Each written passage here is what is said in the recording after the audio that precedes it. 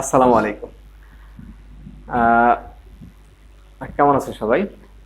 আমরা ফিজিক্স ওয়ানের আজকে সরল দোলন গতির আরেকটি গুরুত্বপূর্ণ ম্যাথ নিয়ে চলে এসেছি এবং আশা করি তোমাদের বোর্ড এক্সামে অবশ্যই এই সরল দোলন গতি থেকে একটি ম্যাথস তোমরা পেয়ে যাবা। তো দেরি না করে let's get started to explain the video. বলা আছে একটি সরল দোলক 1 মিনিটে 30 বার দোলন দেয়। 1 মিনিটে 30 বার। যদি জি মানে অভিকর্ষ ত্বরণ 980 সেন্টিমিটার/সেকেন্ড স্কয়ার হয় তবে কার্যকরী দৈর্ঘ্য বের করো। এখানে খুবই গুরুত্বপূর্ণ একটি বিষয় হচ্ছে দোলনকাল। এখানে কিন্তু দোলনকাল দেওয়া নেই, বলা আছে 1 মিনিটে 30 বার দোলন দেয়। এখানে কিন্তু 1 মিনিট কিন্তু দোলনকাল নয় বন্ধুরা, ঠিক আছে? এটা কিন্তু খুবই ইম্পর্টেন্ট একটা বিষয়। সেটা আমি এখন বলবো। তো সেটা হচ্ছে তোমরা জাস্ট এতটুকু মনে রাখবা যে দোলনকাল আমরা তো জানি সেকেন্ড দোলকের জন্য এটা হচ্ছে 2 সেকেন্ড, বাট এটা তো সেকেন্ড দোলক নয়। সেক্ষেত্রে দোলনকালটা আসলে কি জিনিস? দোলনকাল হচ্ছে একটা দোলকের একবার দোলন দিতে যে সময় লাগে। কি বললাম? একটা দোলকের একবার দোলনের যে সময় সেটাই হচ্ছে দোলনকাল। তাহলে সেক্ষেত্রে তোমাকে রাখতে হবে মানে দেখতে হবে যে একবার দোলন দিতে আমাদের কত সময় লাগছে। খুবই সিম্পল, যেখানে বলা আছে যে 1 মিনিটে 30 বার দোলন দেয়। কয়বার দেয়? 30 বার 1 মিনিটে। আর এটাকে যদি আমরা সেকেন্ডে কনভার্ট করি তাহলে 60 সেকেন্ডে দেবে 30 বার। তাহলে আমরা এখানে লিখবো যে 30 বার দোলন দেয়। এই যে 30 বার দোলন দিতে সময় হচ্ছে 60 সেকেন্ড। তাহলে আমরা জানি একবার দোলন দিতে যে সময় সেটাই তো দোলনকাল। সিম্পল। তাহলে এখান থেকে আমরা বের করতে পারি একবার দোলন দিতে তাহলে যতবার সেটা আমাদের বাম পাশে রাখতে হবে, রাইট? আর সেকেন্ড বা সময়টা আমাদের ডান পাশে রাখতে হবে। এটা কিন্তু সময়টা আগে দেওয়া আছে, কোনো সমস্যা নাই। তো আমাদের 30 বার দোলন দিতে সময় লাগে 60 সেকেন্ড। তাহলে একবার দোলন দিতে সময় লাগে যেটা সেটাই হচ্ছে টি, আর সেটা হচ্ছে 60/30। তাহলে হবে 2। সেটাই আমরা এখানে লিখে রেখেছি। আশা করি তোমরা বুঝতে পেরেছো। দোলনকাল হচ্ছে একবার দোলনের সময়। ওকে, তাহলে এখানে দেওয়া আছে অভিকর্ষ ত্বরণ জি ইকুয়ালস টু 980 সেন্টিমিটার/সেকেন্ড স্কয়ার।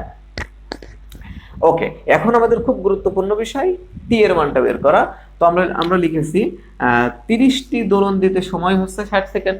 অতএব একটি দোলন দিতে সময়, আর একটি দোলন দিতে সময় হচ্ছে টি বা দোলনকাল। T equal to 60/30। এটাকে ডিভাইড করলে হবে 2 সেকেন্ড। আমরা পেয়ে গেলাম।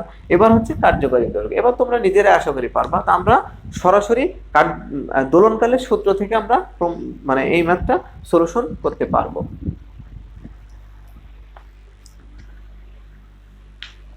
তা আমরা লিখবো, আমরা জানি টি ইকুয়ালস টু 2π√L/g। এখানে কিন্তু বন্ধুরা এল এর মানটা বের করতে হবে। ভেরি সিম্পল, পূর্বের নাই। সেক্ষেত্রে আমরা এটাকে যদি আমরা যদি রুটটাকে উঠিয়ে দিতে পারি তাহলে আমাদের অঙ্কটা সহজ হবে। তো সেক্ষেত্রে আমাদের বর্গ করতে হবে। তো টি স্কোয়ার ইকুয়াল টু, এটা বর্গ করলে হবে 4π², আর রুটটা উঠে যাবে L/g হবে। এখানে কিন্তু 4π²L একসাথে গুণ অবস্থায় রয়েছে। সেক্ষেত্রে আমরা যদি আড়াআড়ি গুণ করি, টি স্কোয়ারের নিচে মনে মনে তো 1 আছে, তো এটা আমরা যদি গুণ করি তাহলে হবে 4π²L ইকুয়ালস টু টি স্কোয়ারের সাথে জিটা গুণ হবে, তো টি স্কোয়ার জি, বা আমাদের এলটা যদি আমরা এখানে রাখি তাহলে হবে 4π² এখানে ভাগ। ওকে, টি স্কোয়ার জি উপরে থাকবে। আমরা যদি এখন মানটা বসাই, টি বলতে 2² × জি হচ্ছে 980/4, আর π²। এখানে এই যে 4 আর এই 4 কিন্তু কাটাকাটি হয়ে যাবে। এখন আমরা যদি এটাকে ক্যালকুলেশন করি 980/π², তাহলে সহজে আমরা পেয়ে যাব 980/π², তাহলে হবে 99.29 সেন্টিমিটার। ওকে বন্ধুরা, আশা করি তোমরা বুঝতে পেরেছো। এই অঙ্কটা আসলে খুবই সহজ ছিল এবং আসার মতো একটি ম্যাথ, যদিও বিষয়টা খুবই সহজ। তো তোমরা এই প্লে লিস্টে সকল ফিজিক্সের গুরুত্বপূর্ণ সমাধানগুলো তোমরা পেয়ে যাবে। যদি এটা ভালোভাবে অনুসরণ করো, আশা করি তোমাদের A+ পাওয়া কেউ ঠেকাতে পারবে না। তো এ পর্যন্ত সবাই ভালো থাকো, সুস্থ থাকো এবং দেখতে থাকো অনেক টেক টিউটোরিয়াল। আল্লাহ হাফেজ।